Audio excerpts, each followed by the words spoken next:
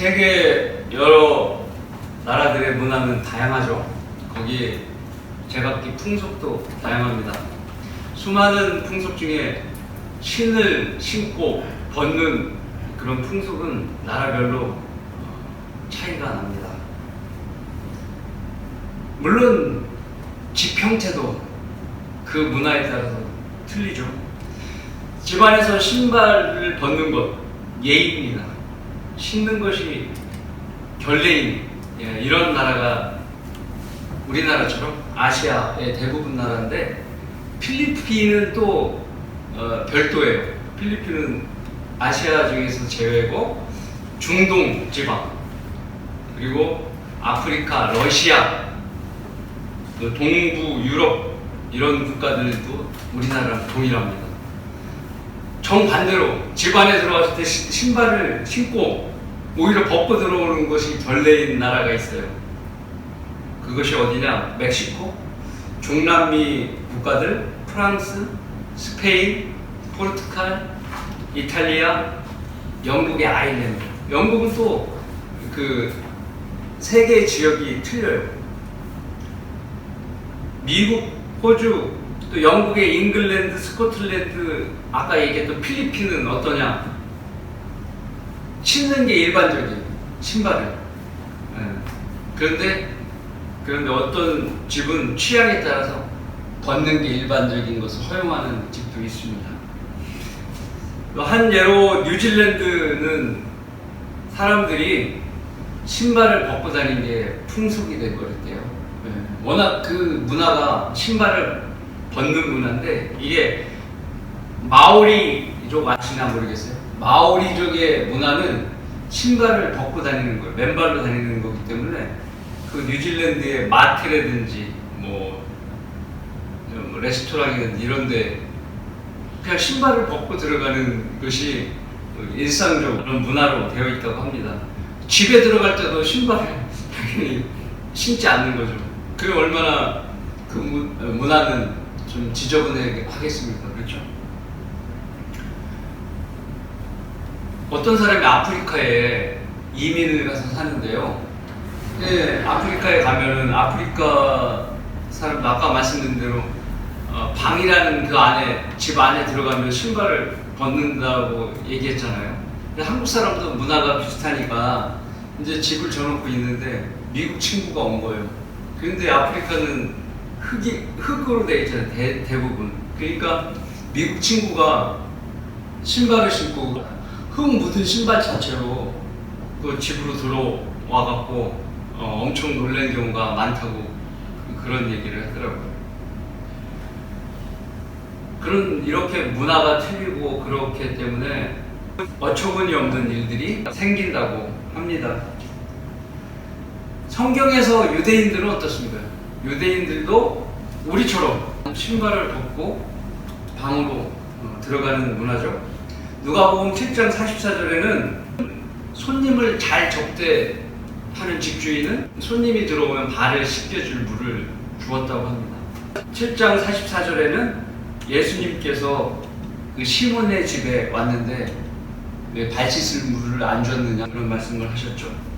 이렇듯 인간이 사는 거주 공간은 자신이 청결한 사람이든 아니든 누구나 깨끗하기를 원하는 거예요.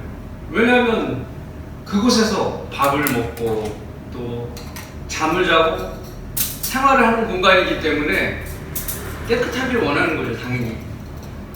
우리가 사실 집안에 들어갈 때 먼지가 생기는 원인이 대부분 신발에서 묻어오는 먼지 때문에 먼지가 영향이 큽니다. 그렇기 때문에 실질적으로는 현관 문 밖에서 먼지를 털고 신을 들고 들어오는 식으로 하는 것이 맞죠, 사실은. 근데 아파트 같은 문화는 그렇게는 할 수 없잖아요. 근데 시골집 어느 데 같으면 대부분 밖에서 털고 안에 카페트 같은 것이 깔려 있어서 신발을 들고 와서 신발장에 넣는 그런 식으로 되어 있습니다. 사람마다 틀리게 그렇게 청결을 유지하는 것이죠. 오늘 본문은 주님께서 서 계신 곳에 여호수아가 왔는데요. 그곳은 거룩한 곳이라고 하나님께서 신발을 벗으라고 명령하십니다. 거룩한 곳이니까 깨끗하게 하라는 것이죠. 자, 거룩하다는 뜻은 히브리어로 호데슈라고 하는데 깨끗하다는 뜻으로 아무 흠도 없고 티도 없는 상태를 얘기하는 겁니다. 엄청 청결한 거죠. 그런 거룩함을 유지하기 위해서 거룩한 장소와 거룩하지 않은 장소를 어떻게 해요? 철저히 분리해야 하는 것이죠. 성경에서 거룩이라는 단어가 처음 언급된 곳은 창세기 2장 3절인데요. 어느 말씀이냐? 하나님께서 일곱째 날에 복을 주시고 그것을 거룩하게 하셨으니 이는 그날에 하나님께서 창조하시고 지으신 그의 모든 일로부터 쉬셨습니다. 이 일곱째 날을 주님의 백성인 이스라엘 민족에게 안식일로 지키도록 모세를 통해서 계명을 내려주신 것입니다. 그리고 일곱 번째 천년을 주 예수 그리스도께 맡기시어 그분의 왕국으로 거룩하게 세워지게 계획을 하셨습니다. 그러니까 일곱째 천년, 7천년은 거룩한 왕국이 되는 것입니다. 자, 그러면 오늘 본문 여호수아 5장 19절에 여호수아는 히브리어로 예수라는 뜻이에요. 여기서 여호수아에게 나타나신 주의 군대대장은 바로 예수 그리스도이십니다. 하나님이 나타나신 거예요. 하나님께서 이 거룩한 땅이라는 단어는 출애굽기 3장 5절에서도 모세가 신을 벗어야 했던 호렙산의 장소였습니다. 하나님께서 나타나셔서 오늘 본문 여호수아에게 명령하신 대로 동일하게 신을 벗으라고 말씀하셨습니다. 이 사실로 우리가 알 수 있는 중요한 내용은 하나님께서는 거룩한 장소를 지정하시고 또 거룩한 사람들을 만드시고 거룩한 대상물을 정하시고 거룩한 때, 시기를 정하십니다. 온전하고 정결하게 보존된 성경, 그것도 거룩한 것입니다. 그런데 이 마지막 교회 시대를 향한 하나님의 요구 또한 다른 시대와 변함없이 그 명령은 거룩함입니다. 그 이유는 그 거룩함이 바로 예수 그리스도의 피로써 이 교회 시대가 시작됐기 때문입니다. 즉 이 시대에는 하나님께서는 사람들에게 거룩한 분리를 요구하고 계신 것입니다. 모든 사람들에게 거룩하라고 명령하시고 있는 겁니다. 거기에 우리는 순종한 거고 순종하지 않은 사람들도 더 많죠. 네. 이런 상황인 겁니다. 거룩한 땅에서 신을 벗으라고 명령하신 주님께서 모든 사람들에게 거룩함을 위한 결단을 지금도 촉구하고 계신 것입니다. 오늘 우리는 우리 시대에 주시는 거룩함의 명령은 무엇입니까? 라는 주제로 살펴보겠습니다. 자, 네 발에 신을 벗으라. 우리 시대에 주시는 거룩함의 명령은 무엇입니까? 첫 번째로 주님은 육신의 죄들의 몸을 벗으라고 명령하십니다. 골로새서 2장 11절 말씀입니다. 또한 너희가 그 안에서 손으로 하지 아니한 할례를 받았으니 곧 그리스도의 할례로 육신의 죄들의 몸을 벗어버린 것이라. 마귀의 종 찰스 다윈은 원숭이가 자라다 보니 꼬리가 없어지는 형태적 진화를 거듭하였다고 주장합니다. 그래서 그는 원숭이를 인류의 조상의 자리에 올려놓는 위협을 이루었습니다. 이런 그의 거짓말을 전 인류의 두뇌가 모두 동일하게 받아들여지도록 하기 위해서 세계 각지의 동굴을 두지고 그래서 찾아온 이상한 뼈들이 역사적 자료가 되어야 했던 것입니다. 그리고 유리 상자에 담아서 어느 인종의 조상이라고 박물관에 전시하는 모습이 마치 공산주의자들이 죽은 독재자들을 미라로 만들어서 유리 상자에 넣어서 독재 체제의 전통성을 나타내는 모습과 너무 유사하게 닮아 있는 것입니다. 그러나 우리는 인간의 조상을 아담으로 믿습니다. 아담이 인류의 조상인 이유는 왜 그렇겠습니까? 절대 무오하신 하나님의 말씀인 성경에 기록되어 있기 때문입니다. 창세기 2장 7절의 기록에 따라서 하나님께서 땅의 흙으로 인간을 직접 손수 만드신 것입니다. 주 하나님께서 땅의 흙으로 사람을 지으시고 그의 콧구멍에다 생명의 호흡을 불어 넣으시니 사람이 살아있는 혼이 되었더라. 아담은 히브리어로 흙, 아다마에서 비롯됐습니다. 그가 최초의 사람인 것이죠. 무엇보다 그는 형태적으로 우리의 현재 모습과 닮아 있어요. 동일해요. 몰골이 동일합니다. 두 번째, 중요한 것은 그는 우리에게 죄들의 몸을 유산으로 남겨주었습니다. 그래서 세상 사람들은 모두 동일하게 혼이 죄들의 몸에 찰싹 달라붙은 상태로 태어나게 됩니다. 아담이 선악과를 먹음으로 온전했던 아담의 영이 죄와 허물간에 죽게 된 것이죠. 이것이 인간의 근원적인 문제입니다. 이 문제를 해결해야 되는 거예요. 이 문제로 인하여 인간에게 찾아온 것은 무엇입니까? 죄의 삭은 사망이라는 숙명인 것입니다. 시한부 생명으로 모든 인간은 태어나게 되어 있는 것입니다. 누구나 죄와 사망을 관장하는 마귀의 손아귀에 넘겨진 것을 의미하는 거예요. 누구나 사망을 이기고 영생을 얻는 길을 찾아야 하는데 그것이 하나님께서 만들어주신 거룩함의 명령 안에 있는 것입니다. 이것을 잘 아는 마귀는 사람들이 그 답을 찾지 못하도록 하나님의 명령을 수행하지 못하도록 성경을 연결시킨 것입니다. 그리고 찰스 다윈 같은 사람을 만들어서 원숭이가 인간의 조상이라고 거짓말을 하게 했고 세상의 모든 마귀의 종들은 그것을 교육 프로그램으로 만들어서 모든 사람들을 쇠뇌시키고 있는 것입니다. 중국에는 진시황이 있었죠. 진시황은 영생을 얻으려고 불루초를 구하려고 애를 썼습니다. 며칠 전에 중국에서 전승절이 있었어요. 전승절이 있었는데 시진핑이 푸틴과 김정은을 만나게 됩니다. 그런데 회의석상에 가는 도중에 마이크가 꺼진 줄 알고 세 명이 대화하는 내용이 있었습니다. 들으신 분도 있을 거예요. 근데 하는 말이 뭐냐면 장기 이식을 통해서 150살까지 건강하게 살 수 있는 길이 열렸다는 그런 대화를 나눈 것입니다.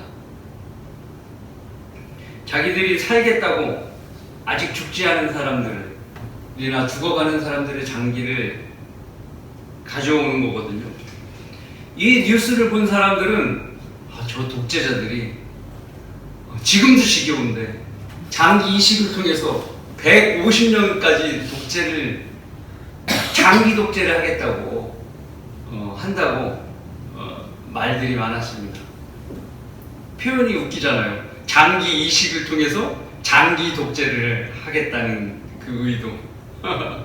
예. 자, 그런 뉴스로 세상이 회자되고 있었습니다. 그런데 시진핑이 몇 달 동안 안 보인 적이 있었어요. 건강 이상설로. 근데 이번에 보인 모습은 매우 건강한 모습으로 나타났거든요. 그러면서 사람들이 하는 말이 시진핑이 장기 이식을 한 게 맞아, 이렇게 이야기를 하고 있습니다. 세상은 말합니다. 전승절에 모인 이 세 명의 독재자들이 장기 이식을 통해서 장기 집권을 지속적으로 하겠다는 의도를 내비쳤다고 그렇게 말하고 있습니다. 하지만 이들이 모르는 것은 장기 이식 같은 수술을 하지 않아도 이미 40억 명이 넘는 사람들이 영생을 소유했다는 것입니다. 그렇죠? 여러분도 영생을 소유했잖아요. 네. 이것이 모두가 우리를 위해서 피 흘려 죽으시고 부활하신 예수 그리스도 그분 덕분입니다. 우리 주님 덕분이에요. 성경대로 아담의 모습으로 태어난 사람은 혼이 죄들의 몸에 달라붙어 있어서 더러운 죄인의 상태입니다. 그래서 숙명적으로 혼이 지옥에 떨어지는 겁니다. 그래서 죄를 용서받아야 되는 겁니다. 그 죄를 용서하시기 위해 주님께서 우리를 위해 인간의 모습으로 오셔서 온갖 고초를 당하시고 갈보리 십자가에서 피를 흘려 죽으시고 장사된 지 셋째 날에 부활하셨던 것입니다. 그래서 우리는 주님을 믿고 구원받기를 원하는 사람들에게 복음을 전하고 그들이 성령을 받게 하는 것입니다. 성령을 받는 방법은 우리 모두 했던 것처럼 로마서 10장 9절 10절 말씀대로 하면 되고 에베소서 2장 8절 9절처럼 우리는 은혜로 구원받게 되는 것입니다. 이것이 혼의 죄를 용서받는 방법입니다.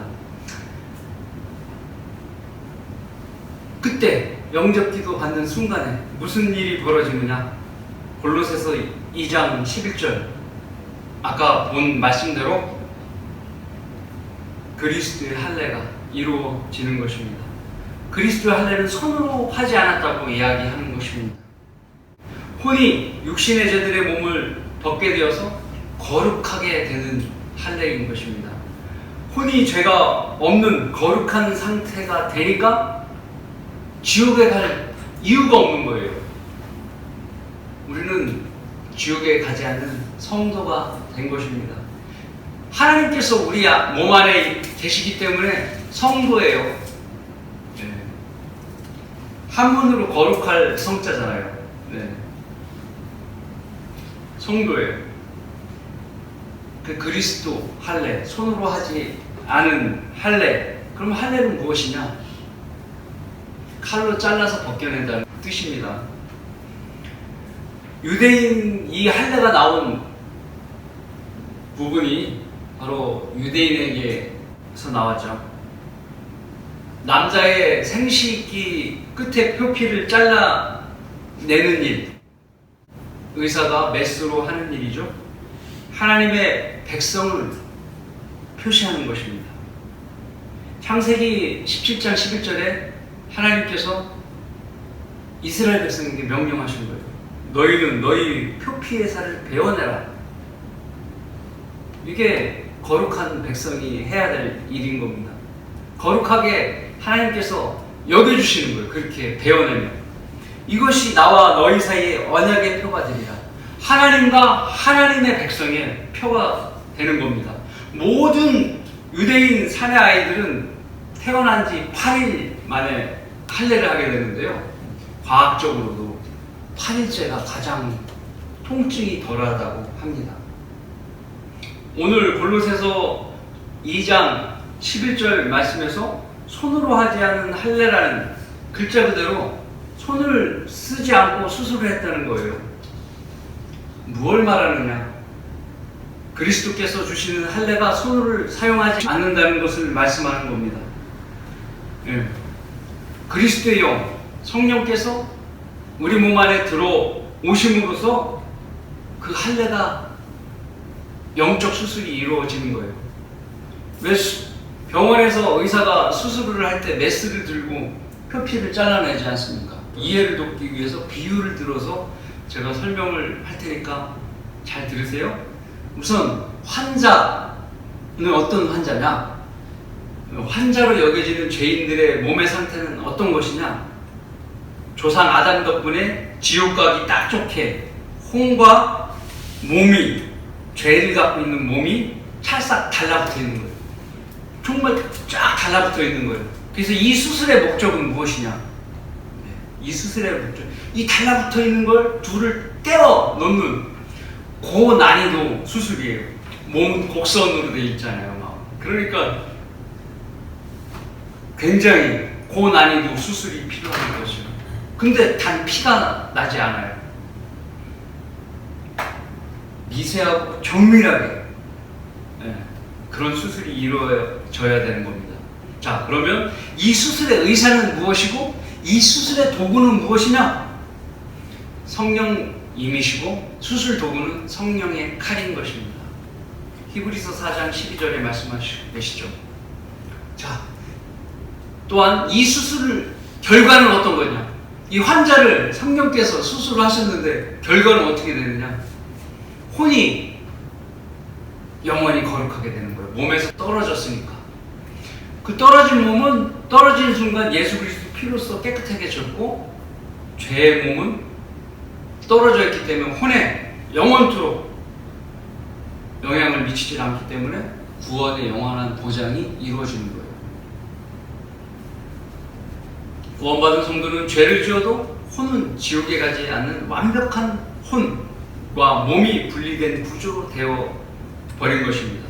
이 수술을 영적 할례라고 합니다. 여러분 모두가 이런 영적 할례를 받은 것입니다.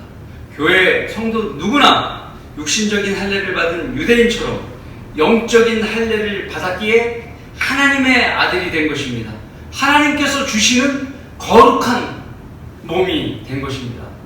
하나님께서 거룩하게 선물로 주신 거예요, 우리 몸을. 그래서 주님은 모든 죄인들에게 육신의 죄들의 몸을 벗으라고 명령하고 계시는 것입니다. 네 발에 신을 벗으라. 우리 시대에 주시는 거룩함의 명령은 무엇입니까? 둘째로, 주님은 거듭난 성들에게 옛사람을 벗어버리라고 명령하십니다. 말씀은 에베소서 4장 22절부터 24절입니다. 이전 행실에 관해서는 기만의 욕망에 따라 썩어진 옛사람을 벗어버리고 너의 생각의 영안에서 새롭게 되어 하나님을 따라 의와 참된 거룩함 안에서 창조된 새 사람을 입으라. 그리스도인은 죄의 자식, 마귀의 자식에서 하나님의 아들로 변화된 성도입니다. 특히나 하나님의 말씀을 순종해야 할 그리스도인은 예전의 행실도 벗어버리는 성도가 되어야 하는 것입니다. 우리가 이사 다닐 때 어떻습니까? 살림살이들이 이사 다닐 때마다 늘어나지 않습니까? 부부가 처음 결혼할 때는 이삿짐이 작아요. 3톤 미만이에요. 아이를 낳고 보면 뭐 유모차도 싣고 다니고 그러다 보면 5톤 정도가 늘어나게 됩니다. 맞벌이 하다 보면 또 외할머니가 오거나 어머니가 오게 되면은 이삿짐이 10톤 정도 늘게 됩니다. 연세 많으시니까 아까워서 못 버리는 거예요. 자꾸 베란다에 쌓여가는 거예요. 집이 창고나 이 빈방이나 아까워서 못 버리니까 옛날 물건들을 이사 다닐 때마다 싣고 다니는 거예요. 10톤이 15톤까지 늘어나게 됩니다. 근데 새로 지은 아파트 들어갈 때 어때요? 그 옛 물건을 갖고 들어갈 수가 없는 거예요. 새 집을 망치니까 그게 다 버리게 되는 겁니다. 아까워도 집 분위기를 망치면 안 되니까요. 이렇든 하나님의 아들이 된 거룩한 성도는 그에 맞게 이전의 거추장스럽고 지저분한 행실을 버려버려야 돼요. 구원받은 사람은 다른 사람들과 뭐가 달라? 저 사람은 뭐가 달라졌어? 교회 다니더니 사람이 180도 확 달라졌어 라는 등의 말을 들어야 하는 것입니다.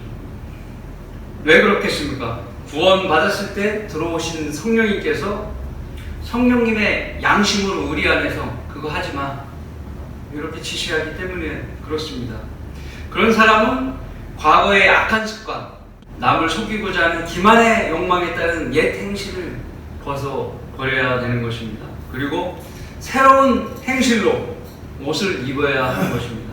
새 사람에 맞는, 아까 새 집에 맞는 새 옷을, 새 사람에 맞는 옷을 입어야 되는 겁니다. 넉마줬던 사람이 갑자기 일확천금을 벌었는데 허접한 거리에 다니던 옷을 가지고 레스토랑에 들어갈 수 있겠습니까? 부자들이 다니는 그런 곳에 갈 수 없는 겁니다. 지저분하고 헤어진 낡은 옷은 다 버리고 머리도 새로 하고 신발도 새로 사고 새 옷을 입고 부자처럼 살아야죠. 이것이 맞는 거예요. 그리스도인의 눈에는 과거의 옛사람을 아직도 걸치고 있는 육신적인 성도를 금방 알아내는 거예요. 그리스도인들은 육신적인 성도, 거추장스럽고 지저분한 행동들이 눈에 다 들어오게 되는 겁니다. 하나님의 아들로 신분이 상승되었다면 옛사람을 벗어버리고 거룩한 새사람으로 옷을 입어야 합니다. 바닷가재를 랍스타라고 하잖아요. 랍스타가 이런 슬픈 사연이 있는 줄 몰랐던 겁니다.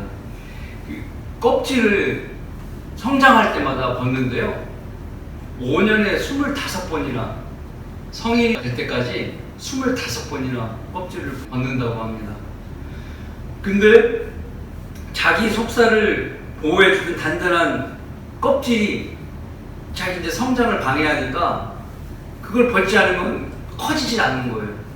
그러니까 이게 자주 벗게 되는 거죠. 작고 낡은 껍질을 벗어내는 일을 하게 되는 겁니다. 덩치에 맞게 더 커다란 새 껍질을 뒤집어 쓰게 되는 것이죠. 그리고 성인이 되면 1년에 한 번씩 껍질을 벗는다고 합니다. 이 옛 껍질을 벗어버리는 과정을 바닷가재로서는 감내를 하게 되는 것입니다. 자신이 성장할 때마다 바닷가재는 그 고통을 감내하게 되는 것이죠. 그래서 이 바닷가재를 우리 그리스도인에게 비유해서 설명하면 어떻게 되느냐. 첫 번째, 바닷가재의 낡고 단단한 외피가 압력을 받아서 쪼개진다 합니다. 이렇게 커지면, 속살이 커지면 껍질이 쪼개지는 거예요. 그래서 쪼개진 사이 옆으로 누운 채로 근육이 꼼지락거리면서 각질이 벌어져서 이 껍질을 완전히 벗어버린다는 것입니다. 이처럼 성도도 잘못된 습관, 거짓말, 술을 먹거나 음담패설, 악담, 욕설, 비방, 사기, 모욕, 시기, 또 사치부림, 음행, 간음, 도둑질, 혼잡한 세상 음악을 듣던 습관, 동영상에 심취했던 습관 등 나쁜 껍질의 옷들을 다시는 입지 않겠다는 생각으로 찢어 버려서 벗어야 된다는 것입니다. 껍질을 이게 찢고 바닷가재가 나오는 것처럼 그렇게 해야 된다는 거예요. 둘째로 이 바닷가재는 낡은 껍질에서 벗어나 새로운 외피가 생길 때까지 불과 얼마 안 되는 시간이지만 바닷가재는 외부 환경에 무방비 상태로 노출된다는 거예요. 벌거벗은 상태로 노출이 된다는 거예요. 금방 껍질은 생기지만 당분간은 그렇게 된다는 거예요. 이것을 비유하면 성도는 바닷가재처럼 무방비한 상태로 있으면 안 된다는 거예요. 바로 새 껍질로 옷을 입어야 합니다. 그래서 새 행실로 날마다 성령의 인도함, 특히 말씀에 따라 실행함으로써 단단한 껍질을 가지도록 노력을 해야 한다는 것입니다. 그러면 행실 면에서도 명실상부한 거룩한 성도의 모습으로 자라게 되는 것입니다. 그러므로 이런 성도가 성령 안에서 풍성한 성령의 열매를 맺게 된다면 하나님은 어떻겠습니까? 기뻐하시는 것이죠. 실질적으로도 거룩한 행실을 갖게 되므로 하나님께서 기뻐하시는 겁니다. 네가 겉과 속이 동일하구나. 이것을 뭐라고 해요? 성화되는 과정이 되는 거예요. 성화. 예. 자, 에베소서 4장 24절과 4절부터 32절은 이런 옛사람이 을 벗고 새 사람을 입는 그런 내용을 잘 설명하고 있는데요. 다 함께 이 말씀을 보시겠습니다. 제가 먼저 24절부터 읽겠습니다. 그러므로 거짓을 버리고 각자 자기 이웃과 더불어 진리를 말하라. 에베소서 4장 24절부터예요. 이는 우리가 서로 지체이기 때문이라. 여기서 진리는 성경 말씀이에요. 그러니까 거짓한 것을 다 버리고 자기 이웃과 더불어 성경의 말씀, 진리를 말하는 거예요. 말씀대로 말하는 거예요. 예전에는 거짓말하고 나쁜 습관, 음담패설도 하고 그랬던 입이 이제는 하나님의 말씀을 말하는 입으로 변화를 되라는 거예요. 입이 새 옷을 입는 것이죠. 25절 화를 내되 죄 짓지 말고. 화는 내야 낼 수 있는 거예요. 불의에 대해서 입을 다문 것은 거룩한 것이 아니에요. 불의에 대해서 내가 화를 내는 것은 거룩함을 지키기 위한 행위예요. 죄는 짓지 말고 해가 지도록 분노를 품지 말며 마귀에게 틈을 주지 말라. 26절 도둑질하는 자는 더 이상 도둑질을 하지 못하게 하고. 과거에 도둑질했던 나쁜 습관은 도둑질하지 못하게 하라는 거예요. 오히려 일하게 하라.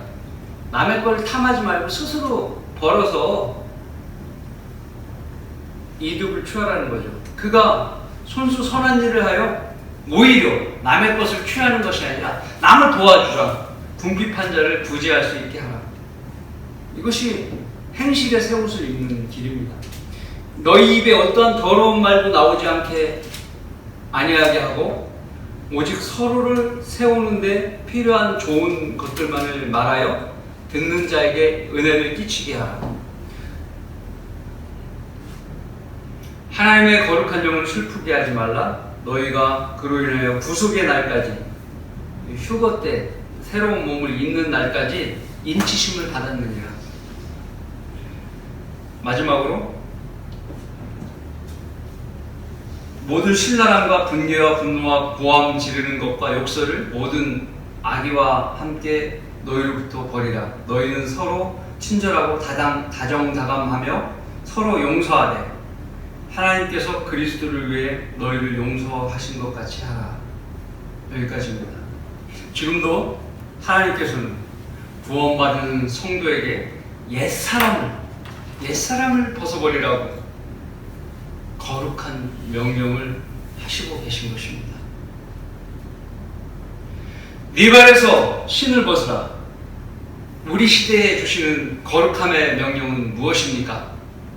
주님은 곧 썩어질 몸을 벗고 썩지 않을 몸을 입으라고 명령하실 것입니다. 말씀은 고린도전서 15장 53절 54절의 말씀입니다. 그리하여 이 썩을 몸이 반드시 썩지 아니할 몸을 입고 이 죽을 몸이 반드시 죽지 아니할 몸을 입으리라.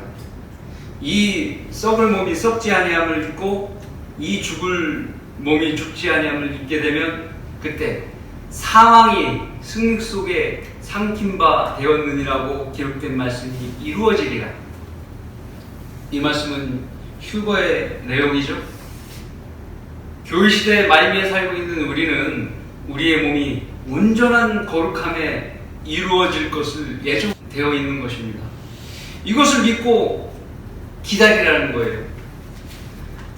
아까 첫 번째로 우리는 영적 할례를 통해서 혼의 거룩함을 이루었죠. 그런데 두 번째, 옛사람을 버리고 새 사람의 옷을 입으라고 명령을 받았습니다. 우리는 그렇게 노력을 하고 있지만 실질적으로 우리는 온전한 거룩함에 이르지 못하고 있는 것입니다. 왜냐하면 아직도 우리는 죄의 몸을 입고 있기 때문에 온전한 성화를 이루지 못한 상태에 있는 겁니다. 죄를 질 수가 있어요. 그것은 우리가 해결할 문제예요. 오직 우리 주님께서 우리의 몸을 변모시켜 주어야만 온전한 성화가 이루어지는 것입니다. 거룩해지라고 공중에 오셔서 우리에게 우리 이름을 불러서 명령을 하셨을 때 우리가 거룩하게 되는 것입니다. 그때 변모된 모습은 53절 말씀대로 우리 몸은 썩어짐이 벗겨지고 썩지 아니할 몸을 입게 될 것이며, 이는 다르게 표현해서 죽음이 우리 몸에서 벗겨지고 죽지 아니함을 입게 됨을 말합니다. 우리 그리스도인은 이 시기를 기다리고 있는 것입니다. 간절하게. 그때 주님께서 공중에서 호령과 천사장의 음성과 하나님의 나팔소리와 함께 오시면 우리 몸이 순식간에 벗겨지고 입혀질 것입니다. 그런 동시에 순식간에 공중으로 끌려 올라갈 것입니다. 그러면 바울 사도가 탄식한 문제들이 다 해결이 되는 거예요. 바울 사도는 이런 내용으로 탄식했습니다. 로마서 7장 23, 24절입니다. 내 지체들 속에 있는 또 하나의 법이 내 생각의 법과 싸워 나를 내 지체들 속에 있는 죄의 법에게로 사로잡아 오는 것을 보는도다. 오, 나는 비참한 사람이로다. 누가 이 사망의 몸에서 나를 구해낼 것인가? 답은 예수 그리스도시죠. 바울 사도 또한 생각의 법은 하나님을 섬기고자 하지만 육신은 죄의 법을 섬기려고 한다고 고백하고 있는 겁니다. 우리가 바울 사도보다 나은 게 있겠습니까? 바울 사도조차도 이런데 자신 안에 이중 성격을 가지게 된 것입니다. 구원받기 전에는 죄의 법만 몸에 있었어요. 그러나 구원받고 나니까 생각의 법과 죄의 법이 공존하는 거예요. 성령의 법, 생각의 법, 성령의 법, 생명의 법, 이것이 같은 의미입니다. 즉 모든 성도들은 주님의 공중 재림 때까지는 육신과 성령의 법이 지속적으로 자신 안에서 충돌을 일으키게 되는 것입니다. 그래서 지금 우리는 온전한 거룩함에 이루고자 해도 그것이 불가능한 것이 현실이에요. 이 문제는 휴거 때 죄의 법을 가진 육신이 예수 그리스도의 거룩하시고 영원하신 몸을 입어야 비로소 해결이 됩니다. 많은 그리스도인이 이 휴거를 기다리다가 잠들었어요. 이들은 육신의 장막을 벗었으므로 거룩한 혼만이 셋째 하늘에 올라가 있는 상태에 있는 것입니다. 가깝게는 러크만 목사님, 이승호 목사님, 그리고 먼저 잠든 성도들 모두가 휴거를 간절히 기다리다 잠이 들었던 것입니다. 디도서 2장 13절에는 이렇게 말씀하고 계십니다. 그 복된 소망, 곧 위대하신 하나님이신 우리 주 구주 예수 그리스도의 영광스러운 나타나심을 기다리게 하셨음이니, 그 복된 소망은 우리가 기다리는 것이고 기다려야 하는 것입니다. 한국의 수많은 교인들은 기다리지 않고 있어요. 참 불쌍한 거죠. 말씀을 믿지 못해서 휴거를 기다리는 건 이단이들만 하는 것이라고 이렇게 이야기하고 있습니다. 왜냐하면 그들은 부활과 휴거를 오직 영적으로만 해석하고 있기 때문에 그렇습니다. 어쩌면 이들 때문에 하나님께서 휴거를 기다리는 사람들에게 의의 면류관을 주시겠다고 약속하셨는지도 모르겠습니다. 현재 우리나라나 전 세계가 이 이상한 일을 하고 있죠. 보면 그런 일들을 보면 휴거가 정말 임박해 있구나 라는 것을 알 수 있습니다. 이는 우리가 곧 이 썩어질 몸을 벗고 영생의 몸으로 갈아입게 될 몸의 거룩한 구속이 곧 이루어지겠구나 생각할 수 있는 것입니다. 사랑하는 자들아, 이제는 우리가 하나님의 아들들이라. 우리가 어떻게 될 것인지 아직 나타나지 아니하였으나 그가 나타나시면 우리가 그와 같이 되리라는 것을 아노니, 이는 우리가 그분 그대로 그분을 볼 것이기 때문이라. 요한일서 3장 2절의 말씀입니다. 이때 우리 눈 안에는 형제 자매가 다 예수 그리스도로 보이게 되는 것입니다. 근데 증오도 없고요, 시기, 질투, 미워함 없어요. 예수님이시기 때문에. 온전한 거룩함의 몸을 입었기 때문에 죄를 질 수가 없어요. 불가능한 일이죠. 네. 오직 예수 그리스도와 함께 무슨 일만 해요? 찬양과 기쁨과 영광을 돌리는 일만 하게 되는 것입니다. 이러한 몸의 거룩함이 없이는 누구도 새 예루살렘에서 영원토록 주님과 살 수가 없는 것입니다. 잠시 후면 주님께서 공중에서 오셔서 우리에게 썩어질 몸을 벗고 거룩한 몸을 입으라고 명령할 것입니다. 결론을 맺습니다. 북유럽의 숲속에 사는 담비라는 동물이 있는데요. 담비의 표피가 털이 되게 비싸다고 합니다. 이 동물은 너무 청결해요. 털을 너무 잘 관리하는 거예요. 성격이 깔끔하다는 것이죠. 그래서 사냥꾼들은 이 담비를 잡을 때 독특한 방법을 쓴다고 합니다. 담비가 나간 굴에다 굴 주위에 숯검댕이질을 한답니다. 그리고 사냥개를 몰면 담비가 자기 굴로 찾아오는데요. 거기에 자기 털이 묻을까봐 굴 안으로 안 들어간답니다. 그러면 사냥꾼이 그 담비를 잡는 겁니다. 이런 담비들을 보면서 사람들은 미련한 동물이구나 생각하는데요. 하지만 사실 그 모피의 가치는 더러움을 멀리하는 담비의 독특한 성격으로부터 온 것임을 우리는 알아야 하는 것입니다.